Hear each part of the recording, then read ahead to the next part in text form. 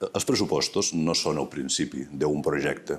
Els pressupostos, el govern el que fa és recollir els projectes que estan madurs per a ser executats i els incorpora pressupostàriament. Els pressupostos de la Generalitat ni els de l'Estat no incorpores projectes que no tenen encara la seva definició, perquè el repte del conseller d'Economia és que quan acabes l'any t'hagis gastat els diners que tu havies posat als pressupostos, perquè si incorpores, pintes projectes que no tens ni pla funcional, que no tens terrenys, que no tens projecte i que saps perfectament que d'aquí 3 anys no te'ls podràs gastar, el que et passa és que quan s'acaba l'any no t'has gastat els diners. Si avui el govern de la Generalitat posés 100 milions d'euros per a fer un hospital a Tortosa, li sortiria molt barat. Arribaríem a final d'any i no s'hauria pogut gastar. Què s'ha de fer en l'Hospital de Tortosa? Aclarir-nos què és el que s'ha de fer. Fer el pla funcional. Una vegada estigui el pla funcional, si s'ha decidit ampliar, fer el projecte executiu. Si s'ha decidit fer un nou hospital, terrenys, requalificacions urbanístiques. D'aquí 2 anys, quan tot això estigui fet, llavors haurem de sentar-nos amb el Departament d'Economia i dir-li ara ha d'aparèixer la partida. S'ha fet una redacció d'un pla funcional, s'ha treballat per trobar-hi les sortides als problemes que té aquesta ubicació i hi ha hagut un canvi de govern.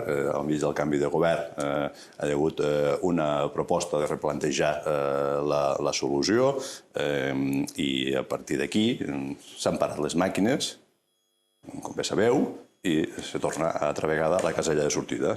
Tornem a analitzar quina és sembla allò el dia de la marmota, no? Sembla que estem al 2006, quan la consellera Geli i Joan Sabater anaven a penjar un cartell. Al cap de 4 anys van tornar altra vegada a penjar un altre cartell. I en aquest territori ens agrada molt això d'anar repensant les coses, mentre que altres territoris van per feina, ampliació de l'Hospital Joan XXIII de Tarragona, ampliació i per feina. Si no, diumenge no les teníem totes.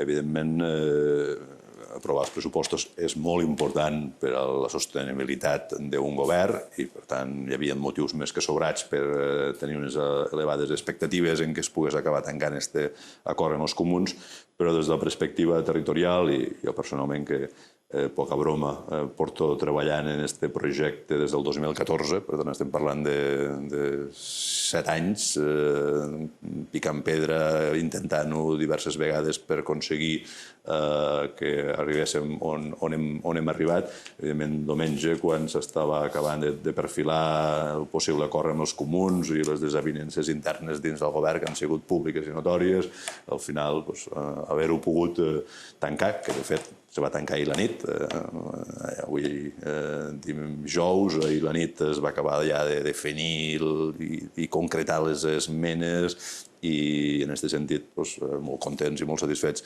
que s'hagués pogut tancar l'acord amb els comuns. És un acord positiu, un acord satisfactori.